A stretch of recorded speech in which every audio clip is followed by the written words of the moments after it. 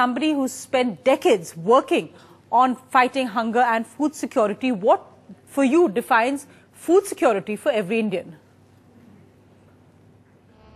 Well, I think ideally a bill that ensures food security should cover a range of interventions that protect people from hunger and ensures good nutrition.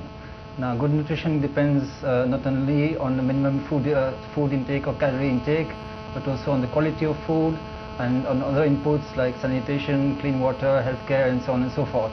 Now, obviously, a single bill cannot cover all these things.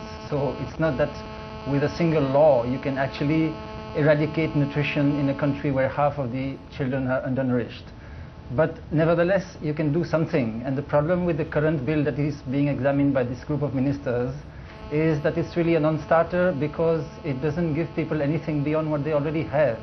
Basically, it boils down to a promise of a guarantee of 25 kilos of grain for BPL families. But the BPL families are already entitled to 35 kilos under Supreme Court orders. So this law really is a non-starter as far as ensuring the right to food is concerned. So, you know, even if we cannot do an ideal bill, we should at least try to be serious and not just do a cosmetic exercise that is basically aimed at redeeming or appearing to redeem an electoral promise at the minimum possible cost. Mani Shankar, let me bring you in here, sir. Redeeming an election promise at minimum possible cost.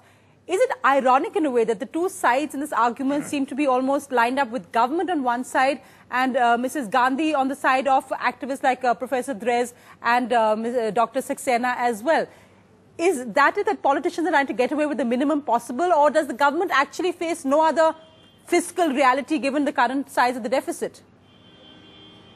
Well, I'm glad that the government is revisiting this bill in the light of the comments that have come from civil society. I completely agree with Jean Drez that the bill as it stands just now is tokenism because it merely guarantees what is otherwise supposed to be served up as an entitlement.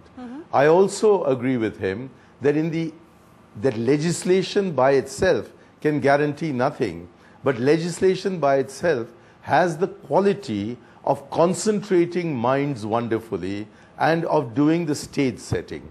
In my view, neither the food security bill nor the Narega, which is already on our statute books, will achieve the objective which it has unless it is all brought within the purview of the 73rd Amendment to the Constitution and Article 243ZD in the 74th Amendment to the Constitution.